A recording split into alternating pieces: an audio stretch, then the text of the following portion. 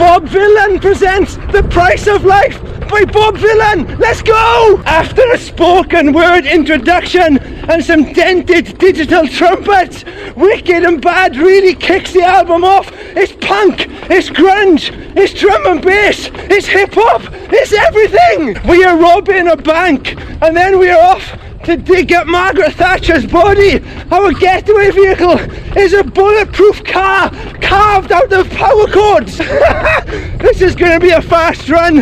I got 2 stitches already and they're talking to each other. Big Man comes in on this surf style riff and we're presented with a nightmarish hungry landscape where lavender is deliberately planted to lull us into a false sleep. That Elvis diss on Take That is sensational. It's telling us to pick a side.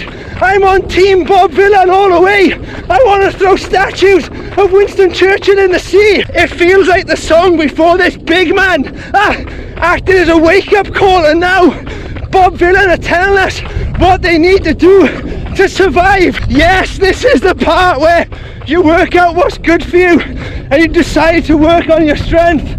Come on in. Rule Britannia, kill the Queen. That's the vibe.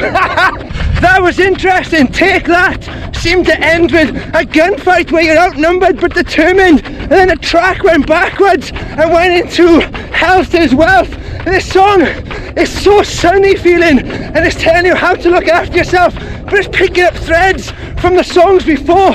The line about chicken and chips killing you is picking that up. This album seems to gather threads together like you would gather information together when you want to make the right choices for you. The concrete hellscape of the last few songs has been replaced with sunshine and positivity.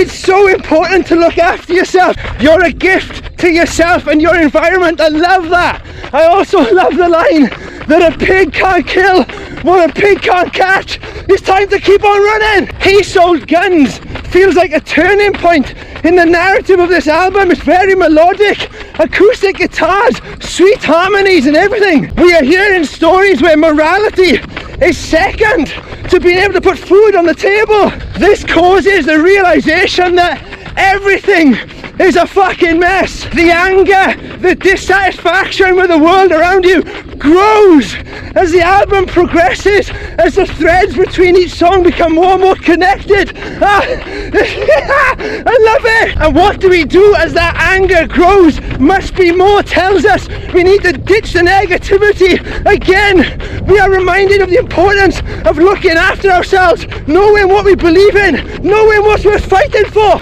When you see society for what it really is, you can't afford to be pulled down. You can't afford to be weighed down. This album, it feels like it's on the go. It encourages you to be healthy, sharp, light on your feet, quick, sneaky.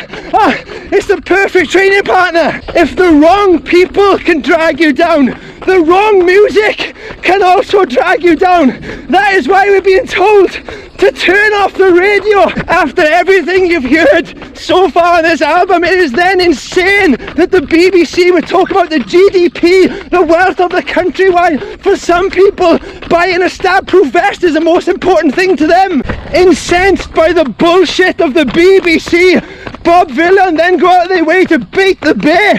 To me, that reminds me of the bear market where you want the economy to collapse. You kind of want this level playing field, and it talks early on about something moving under the current. I don't know, it feels like there's a revolution happening.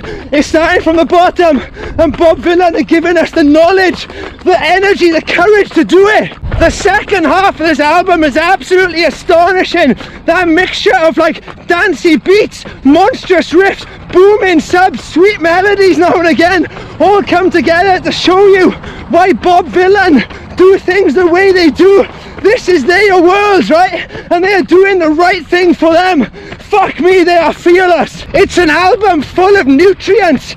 It feels like a protein bar for your brain. This whole run has felt like I'm in a high-speed chase with Bob Vylan, who are the most important band on the planet right now. I feel like running and listening to this album has been a full-on training program, some kind of initiation. There's a real vibe to this album that at any moment you're going to get caught and you're going to get in trouble for listening to it. And I think a big part of that is because they're describing the world around us, but it feels so much like 1984. You can't quite get your head around it. Alexa, take me to prison. Prison is safer than the police. These phone tappers, these fascist bastards. Look after your body while you trash the country and those in charge. That's a message I can get on board with.